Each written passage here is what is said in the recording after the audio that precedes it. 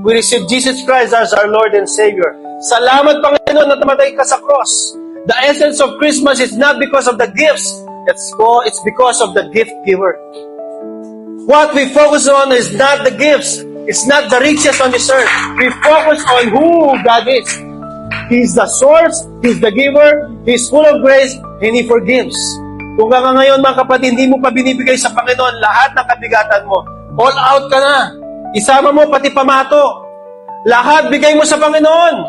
Kung hanggang ngayon, may iniiwan ka pa sa bulsa mo, bigay mo sa Panginoon. Ang sabi ng Panginoon, bring your whole tithe. No! Bring everything, even yourself. Sabi ng Romans, offer yourselves as a living sacrifice. God doesn't want your offering. God doesn't want your tithes. God wants you.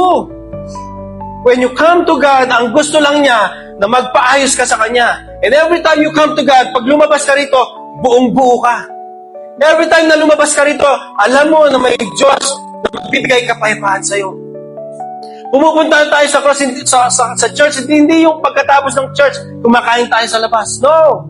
Pumunta tayo sa church hindi dahil marunong tayong kumanta o tumugtog. Pumupunta tayo sa church hindi dahil marunong ka mag-preach or mag-lead. Pumupunta ka sa church because Jesus Christ is your Savior.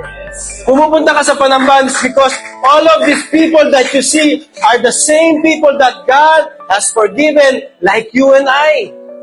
Walang anak ng Diyos ang nandito na hindi pinatawad. Alam niyo kung bakit? Hindi kayo babalik sa panambahan kung hindi niyo alam na kayo pinatawad ng Diyos. Every time you come to church is because you know na wala kang pwedeng pagmalaki sa Panginoon. Everything that you have comes from Him. Ang sabi nga ni Job, naked I came and naked I will depart. Hubad kang pumunta sa mundong ito.